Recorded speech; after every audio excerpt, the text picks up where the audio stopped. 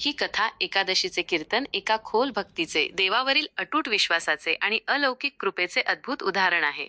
एकादशीचे कीर्तन. संत तुकाराम आणि छत्रपती शिवाजी महाराज यांची सत्यकथा. एकादशीचा पवित्र दिवस होता. संत तुकाराम महाराज कीर्तन करत होते.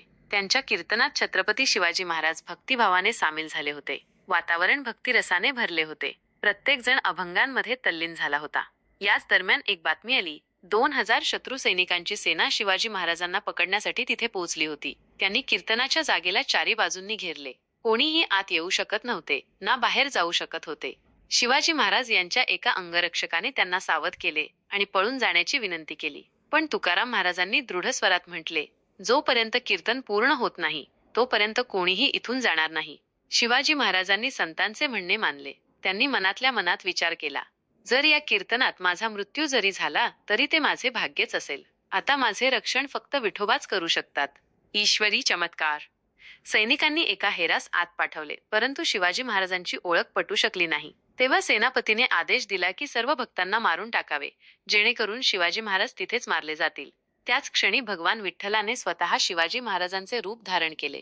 घोड्यावर स्वार झाले आणि तिथून निघाले. शत्रू सैनिकांनी त्यांना पाहिले आणि पाठलाग सुरू केला.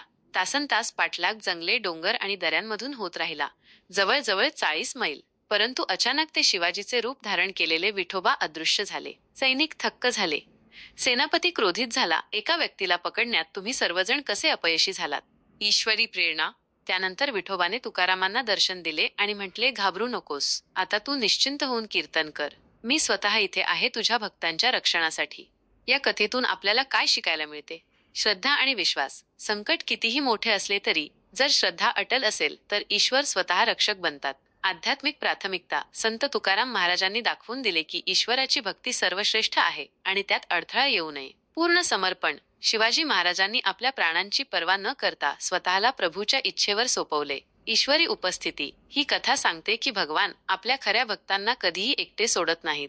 ईश्वरी लीला अपरंपार. मानवी समजेच्या पलीकडे असूनही ईश्वराची योजना नेहमीच कल्याणकारी असते.